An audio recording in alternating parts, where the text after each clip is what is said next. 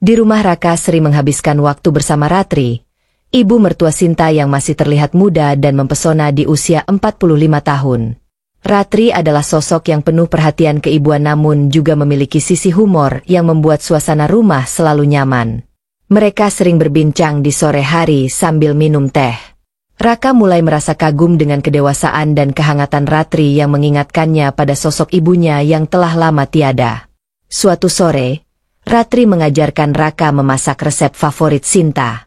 Saat itu Raka tak bisa menghindari detak jantungnya yang tiba-tiba berdegup lebih cepat saat Ratri tersenyum dan membetulkan posisi apron di tubuhnya. Ia sadar bahwa rasa kagumnya mulai berubah menjadi sesuatu yang lebih dalam. Raka berusaha mengalihkan perasaan itu. Ia menghabiskan lebih banyak waktu di luar rumah bahkan menawarkan diri untuk lembur di kantor. Namun setiap kali ia pulang dan melihat Ratri yang menyambutnya dengan senyuman, perasaan itu kembali muncul, lebih kuat dari sebelumnya. Suatu malam, saat mereka menonton televisi bersama, Ratri tiba-tiba bertanya, "Kamu baik-baik saja?" Raka hanya tersenyum, mencoba menyembunyikan pergolakan dalam hatinya. "Saya baik, Bu, hanya sedikit lelah," jawabnya. Namun Ratri tidak bodoh. Ia menyadari ada sesuatu yang berbeda dengan Raka. Ia tetap menjaga batas sebagai seorang ibu mertua meskipun ia mulai merasa ada perhatian khusus yang diberikan Raka padanya. Ketika Sinta pulang dari pekerjaannya di luar kota, Raka merasa lega sekaligus bersalah. Ia memutuskan untuk fokus kembali pada istrinya, mengingatkan dirinya bahwa Sinta adalah wanita yang ia pilih untuk dicintai dan dihormati.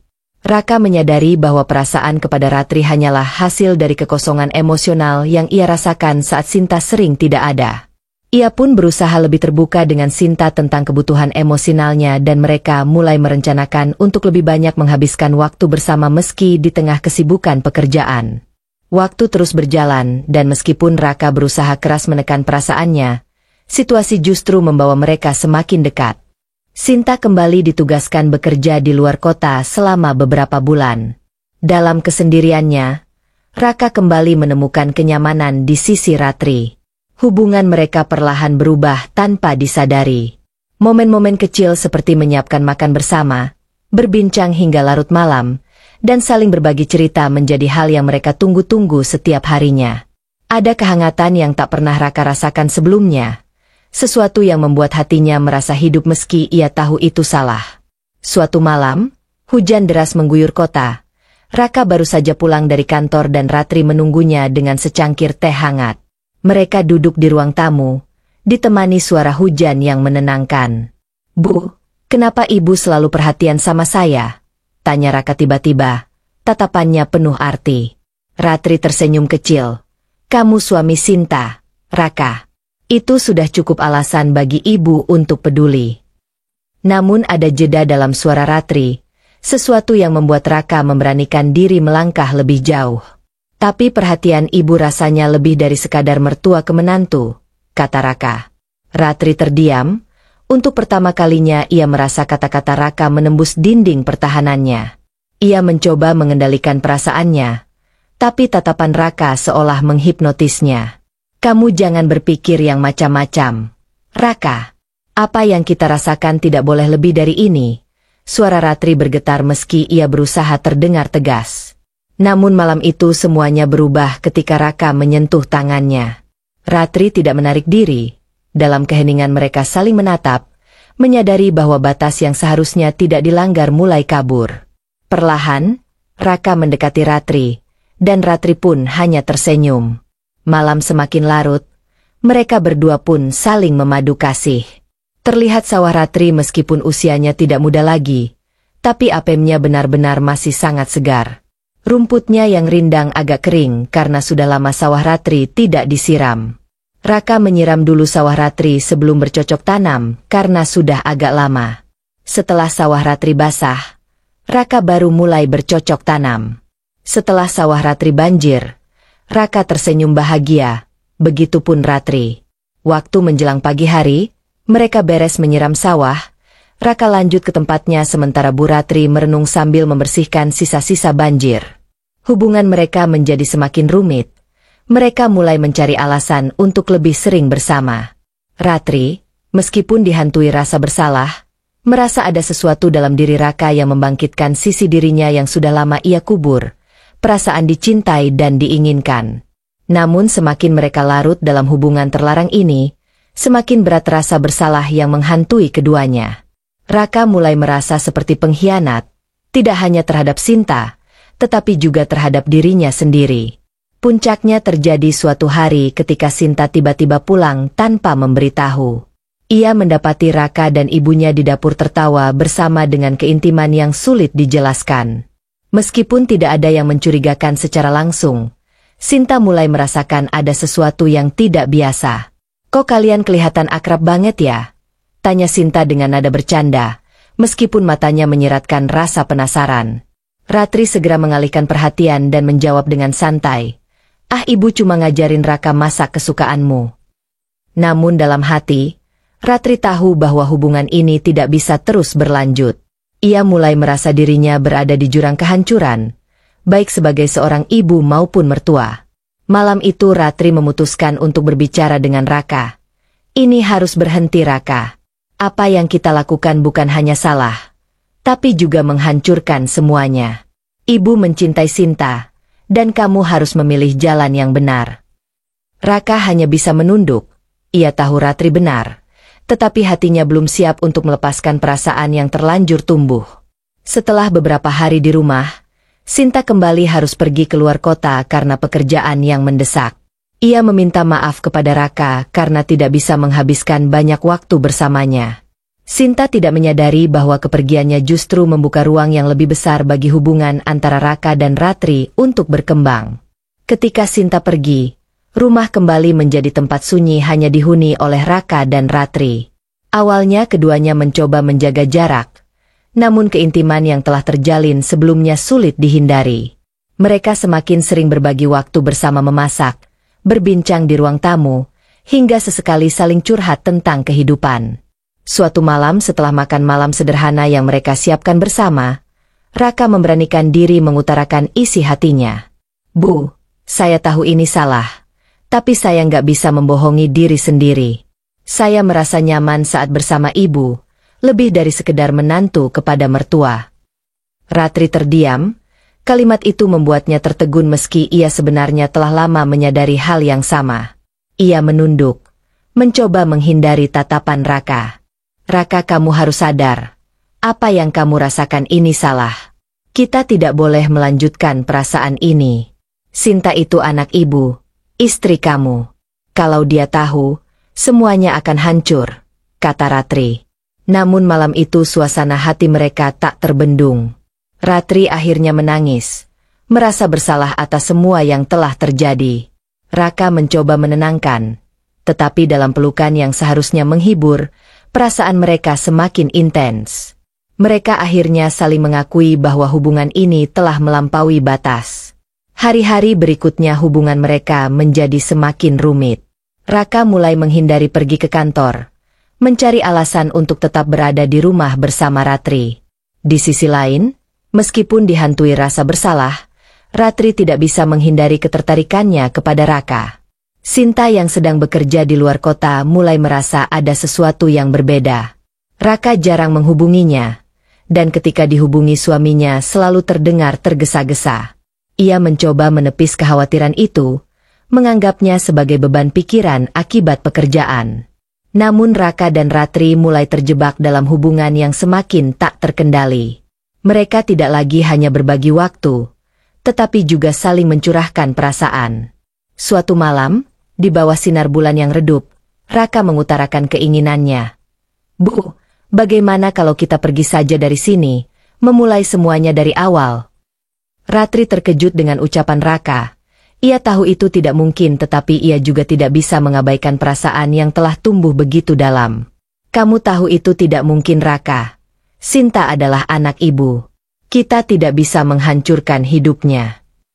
Namun semakin mereka mencoba mengakhiri hubungan ini, semakin sulit bagi mereka untuk melepaskan diri. Ratri mulai merasa terjebak di antara cinta yang salah dan tanggung jawabnya sebagai seorang ibu. Suatu hari, Sinta memutuskan untuk pulang lebih awal tanpa memberitahu Raka dan ibunya. Ia ingin memberi kejutan kepada suaminya. Ketika tiba di rumah, ia mendapati sesuatu yang membuat dunianya hancur. Raka dan ibunya duduk berdekatan di sofa, saling menatap dengan intensitas yang tidak biasa. "Sebenarnya apa yang terjadi di sini?" tanya Sinta dengan suara gemetar. Setelah kejadian itu, meski Sinta tidak mengungkapkan kecurigaannya, hubungan antara Raka dan Ratri justru semakin intens. Setiap malam setelah semua pekerjaan rumah selesai, mereka duduk bersama di ruang tamu, ditemani secangkir teh hangat. Obrolan mereka yang awalnya ringan dan biasa perlahan berubah menjadi percakapan yang lebih dalam, menyentuh hal-hal pribadi yang sebelumnya tak pernah dibicarakan. Ratri menceritakan masa mudanya, tentang mimpinya yang tak pernah tercapai karena harus menikah muda, tentang perasaan sepi yang kadang menyelimuti hatinya sejak suaminya meninggal beberapa tahun lalu. Sementara itu, Raka mulai membuka diri tentang perasaannya yang terpendam, kegelisahannya terhadap hubungan jarak jauh dengan Sinta dan rasa kosong yang ia rasakan meski memiliki istri yang ia cintai. "Kamu tahu Raka," kata Ratri suatu malam sambil memandang jauh keluar jendela, "kadang ibu merasa seperti hidup ini berlalu begitu saja. Semua orang sibuk dengan dunianya masing-masing dan ibu hanya di sini menunggu waktu berlalu." Raka menatapnya dengan penuh perhatian. "Ada saya di sini." Di sela obrolan, Ratri yang awalnya seperti tidak mau karena takut, malam itu mengajak duluan Raka untuk bercocok tanam dan menyirami sawahnya. Ratri yang kelihatan rumput sawahnya membuat Raka tak sabar ingin menyiraminya. Untuk kali ini, sawah Ratri sudah basah duluan, jadi tidak susah bagi Raka langsung bercocok tanam. Sampai 3 kali sawah Ratri disiram Raka. Apemnya yang terlihat berwarna coklat tua tapi masih nampak menggoda. Rumput sawahnya yang rindang hitam kini terlihat basah putih akibat Raka siram. "Terima kasih nak," ucap Ratri. "Dengan adanya kamu, sawah ibu sekarang sudah tidak kekeringan lagi." Raka tersenyum. "Ayo sama-sama Bu." Raka pun lanjut mandi, sementara Bu Ratri membersihkan sisa-sisa banjir sawahnya. Malam demi malam, mereka semakin tenggelam dalam kebiasaan ini. Obrolan yang awalnya hanya berlangsung 1 atau 2 jam kini sering berlanjut hingga dini hari. Dalam percakapan mereka, ada keintiman yang tak terucapkan, seolah-olah dunia hanya milik mereka berdua. Pada suatu malam yang sepi, hujan turun deras di luar, menciptakan suasana yang semakin mendalam. Ratri menceritakan masa-masa terberat dalam hidupnya, termasuk ketika ia kehilangan suaminya. Air matanya mengalir pelan saat ia mengingat kembali rasa kehilangan itu. Tanpa berpikir panjang, Raka mendekat dan menggenggam tangannya. "Ibu nggak perlu merasa sendiri lagi, saya ada di sini selalu." Ratri tidak menarik tangannya. Mereka duduk dalam keheningan, hanya mendengar suara hujan di luar. Dalam momen itu, keduanya merasa seperti menemukan sesuatu yang hilang dalam hidup masing-masing. Setiap malam, Raka menyiram sawah Bu Ratri. Ratri pun merasa bahagia karena dengan adanya Raka, sawah ibu sekarang sudah tidak kekeringan lagi. Namun hubungan ini tak lagi sekedar obrolan malam. Ada percikan di antara mereka yang semakin sulit untuk diabaikan. Suatu malam, Raka tanpa sadar menyentuh wajah Ratri, membelai lembut pipinya. "Bu, kenapa kita tidak bisa jujur dengan apa yang kita rasakan?" bisik Raka. Suaranya penuh emosi. Ratri menutup matanya, berusaha menahan air mata. "Karena apa yang kita rasakan tidak seharusnya ada, Raka. Tapi kenapa rasanya begitu benar?" Kebersamaan mereka setiap malam menjadi candu, sesuatu yang mereka tunggu-tunggu meski tahu itu salah. Di balik percakapan yang tampak sederhana, ada perasaan yang semakin dalam, semakin mengakar. Di sisi lain, Sinta mulai merasa ada sesuatu yang tidak beres. Ia sering menelepon Raka di malam hari, namun panggilannya sering diabaikan. Ketika ia bertanya, Raka hanya beralasan sedang lelah atau sudah tidur. Namun intuisi seorang istri tidak bisa dibohongi. Suatu malam, Sinta pulang tanpa memberitahu. Wajah mereka begitu dekat. Mata mereka saling menatap dengan cara yang tidak biasa. "Kenapa kalian selalu bersama setiap malam?" tanya Sinta dengan suaranya yang bergetar. Raka dan Ratri terperangah. Tidak tahu harus menjawab apa.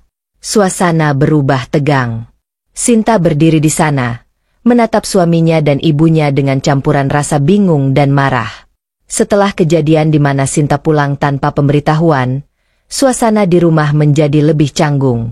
Meski Raka dan Ratri berusaha bersikap normal, perasaan bersalah yang membebani mereka semakin sulit disembunyikan.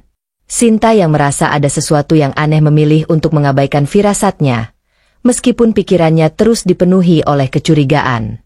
Ketika Sinta kembali harus bekerja di luar kota, hubungan antara Raka dan Ratri justru semakin erat.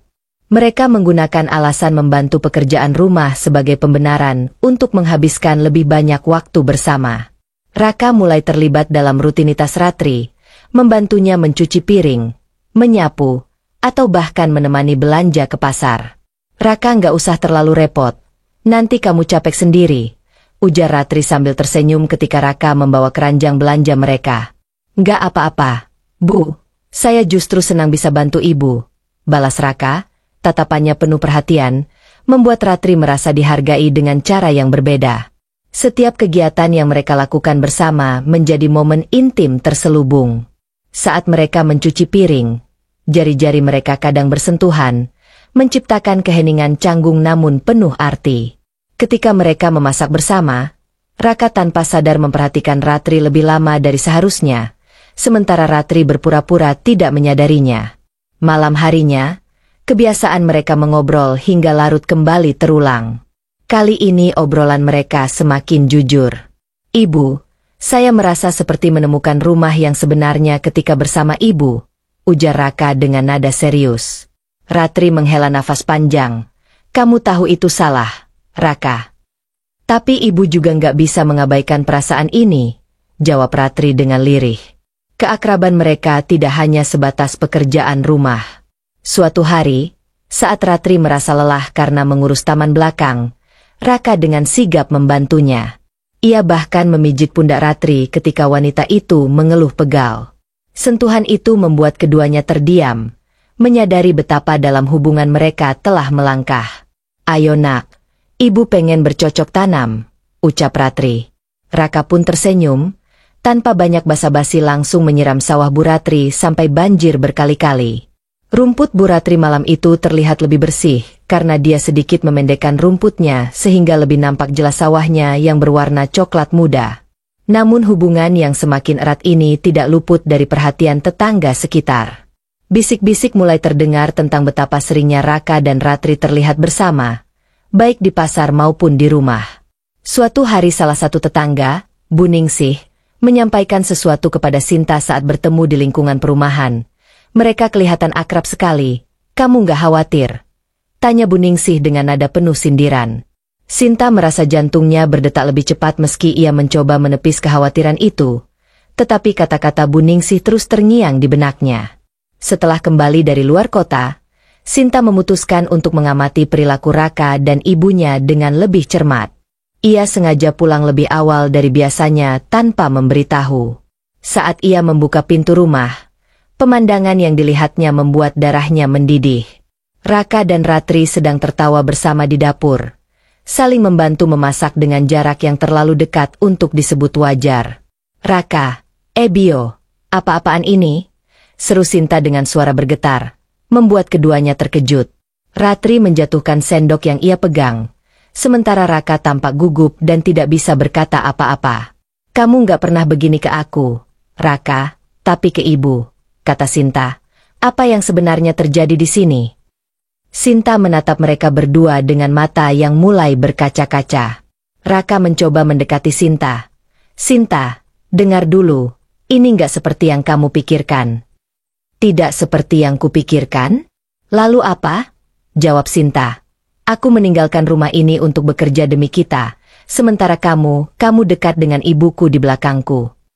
Ratri akhirnya angkat bicara. Sinta, ini semua salah Ibu, tapi tidak ada apa-apa di antara kami, Ibu janji. Namun nada suara Ratri yang gemetar justru membuat Sinta semakin curiga. Ia melihat ke arah Raka dan ibunya bergantian, mencari kebenaran di mata mereka. Aku nggak tahu apa yang terjadi, tapi kalian berdua, kalian sudah melewati batas, ujar Sinta sebelum berlari ke kamarnya. Air mata mengalir deras di pipinya. Malam itu rumah terasa begitu sunyi. Mereka tahu bahwa hubungan yang mereka jalani selama ini bukan hanya telah melukai hati Sinta, tetapi juga merusak kepercayaan yang menjadi dasar keluarga mereka. Setelah kejadian Sinta memergoki kedekatan mereka, hubungan antara Raka dan Ratri menjadi semakin rumit. Meski mereka berusaha meyakinkan Sinta bahwa tidak ada yang terjadi, rasa curiga di hati Sinta semakin tumbuh. Namun pekerjaannya yang menuntut membuatnya tidak bisa terus berada di rumah untuk mengawasi mereka. Dengan berat hati, Sinta kembali keluar kota meski hatinya penuh dengan kekhawatiran dan kecurigaan. Ketika Sinta pergi, Raka dan Ratri mencoba menjaga jarak. Mereka menyadari bahwa kedekatan mereka telah membawa kehancuran dalam keluarga. Namun rasa yang sudah terlanjur dalam itu sulit dihindari. Setiap kali mereka berada di ruangan yang sama, ada ketegangan yang tak terucapkan. Malam itu, ketika hujan deras mengguyur, Ratri duduk sendirian di ruang tamu memandangi jendela dengan tatapan kosong. Raka yang mendengar suara hujan keluar dari kamarnya dan melihat Ratri. Tanpa sadar ia mendekat. "Bu, ibu nggak apa-apa?" tanya Raka pelan. Ratri hanya mengangguk, namun air mata mulai mengalir di pipinya. "Raka, kenapa semuanya jadi seperti ini? Ibu merasa seperti menghancurkan hidup anak ibu sendiri." Raka duduk di sampingnya, mendekap tangan Ratri dengan lembut. "Bu, ini bukan salah ibu. Perasaan ini datang begitu saja. Saya nggak bisa mengabaikannya, Bu." Keheningan melingkupi mereka. Hanya terdengar suara hujan yang semakin deras. Tanpa sadar, Raka menyentuh wajah Ratri, menghapus air matanya. Dalam momen itu, semua logika runtuh. Mereka tenggelam dalam perasaan yang tak lagi bisa mereka hindari. Raka pun mengajak Ratri bercocok tanam. "Ibu mau nggak sekarang?" sambil tersenyum. "Iya nak, ibu juga mau," jawab Ratri. Mereka pun bercocok tanam. Ratri sangat semangat membantu Raka menyiram sawahnya agar cepat banjir. "Ayo nak, sebentar lagi airnya keluar ini," ucap Ratri. Setelah banjir, mereka melanjutkan obrolan yang sempat terjeda. Setelah malam itu, hubungan mereka semakin dalam. Setiap hari mereka mencari alasan untuk bersama, entah memasak, membersihkan rumah, atau sekadar duduk berbincang di teras. Ratri mulai merasakan kehangatan yang sudah lama ia rindukan, sementara Raka merasa seperti menemukan seseorang yang benar-benar memahami dirinya. Namun rasa bersalah tetap menghantui mereka. Ratri sering menangis di kamarnya, sementara Raka terjebak dalam pergulatan batin. Mereka tahu apa yang mereka lakukan salah, tetapi perasaan itu terlalu kuat untuk dilawan. Beberapa minggu kemudian, Sinta memutuskan untuk pulang lebih awal dari jadwalnya. Ia ingin memberikan kejutan kepada suaminya, berharap kehadirannya bisa memperbaiki hubungan mereka. Namun apa yang ia lihat ketika membuka pintu rumah menghancurkan segalanya. Di ruang tamu, ia melihat Raka dan ibunya duduk berdampingan, tangan mereka saling menggenggam, wajah mereka begitu dekat, dan dari cara mereka menatap satu sama lain, Sinta tahu bahwa ada sesuatu yang lebih dari sekedar hubungan mertua dan menantu. "Apa yang kalian lakukan?" teriak Sinta dengan suara bergetar, membuat keduanya tersentak. Ratri segera berdiri, wajahnya pucat pasi. "Sinta, ini tidak seperti yang kamu pikirkan," ucap Ratri. "Tidak seperti yang kupikirkan?" potong Sinta.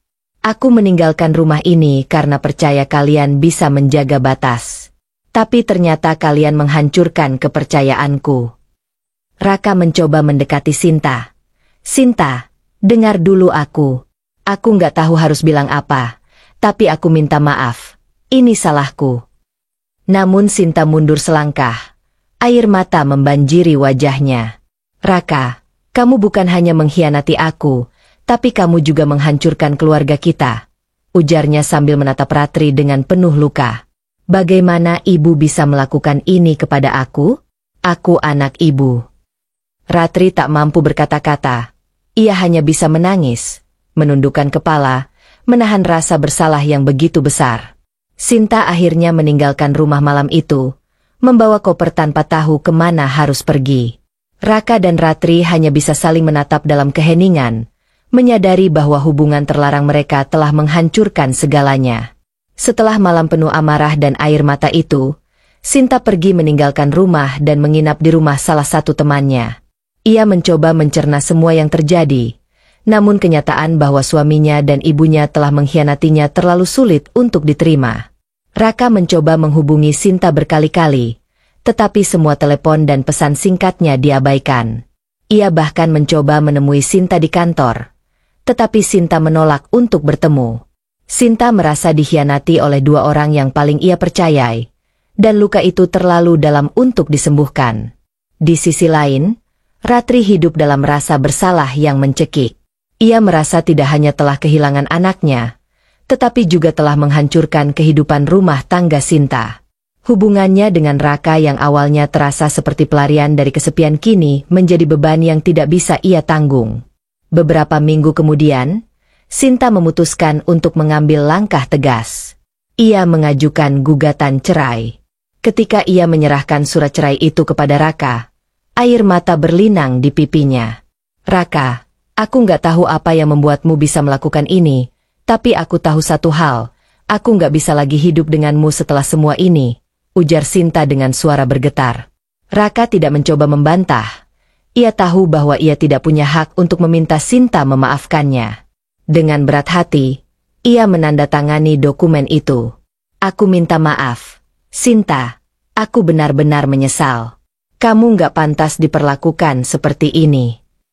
"Penyesalanmu nggak akan mengembalikan kepercayaanku," balas Sinta. "Aku hanya berharap kamu bisa menemukan cara untuk memperbaiki dirimu, meskipun itu bukan lagi bersamaku." Perceraian mereka berjalan cepat, karena Sinta tidak meminta harta atau apapun dari Raka. Ia hanya ingin mengakhiri hubungan itu secepat mungkin. Setelah resmi bercerai, Sinta memutuskan untuk pindah ke kota lain dan memulai hidup baru. Di rumah, hubungan antara Raka dan Ratri semakin memburuk. Ratri yang merasa tidak sanggup lagi tinggal di rumah itu memutuskan untuk kembali ke kampung halamannya. Sebelum pergi, ia berbicara kepada Raka untuk terakhir kalinya. "Raka, kita berdua salah, sangat salah, dan sekarang kita harus menanggung akibat dari apa yang telah kita lakukan," ujar Ratri suaranya lelah dan penuh penyesalan. "Ibu maafkan saya," kata Raka dengan lirih. "Maafkan diri kamu sendiri dulu. Raka, kita tidak akan pernah bisa memperbaiki apa yang telah terjadi, tapi kita harus belajar untuk hidup dengan kenyataan ini," balas Ratri sebelum pergi. Setelah kepergian Ratri, Raka hidup dalam kesendirian. Rumah yang dulu dipenuhi dengan tawa kini menjadi sunyi. Ia menyesali semua yang telah terjadi, tetapi tidak ada cara untuk memperbaikinya. Sementara itu, Sinta mencoba bangkit dari luka yang ia alami dengan dukungan dari teman-teman dan lingkungan barunya. Perlahan-lahan, ia mulai menemukan kembali kebahagiaan. Ia bersumpah pada dirinya sendiri untuk tidak lagi membiarkan siapapun menghancurkan hidupnya. Hubungan terlarang antara Raka dan Ratri akhirnya membawa kehancuran bagi semua pihak. Sinta kehilangan suami dan ibunya, Ratri kehilangan anak dan rasa hormat pada dirinya sendiri, sementara Raka kehilangan keluarganya dan hidup dalam penyesalan mendalam. Cerita ini menjadi pengingat bahwa sebuah pengkhianatan tidak hanya melukai hati, tetapi juga menghancurkan hubungan yang paling berharga dalam hidup. Terima kasih yang sudah menonton kisah ini. Jangan lupa like, komen, subscribe. Terima kasih.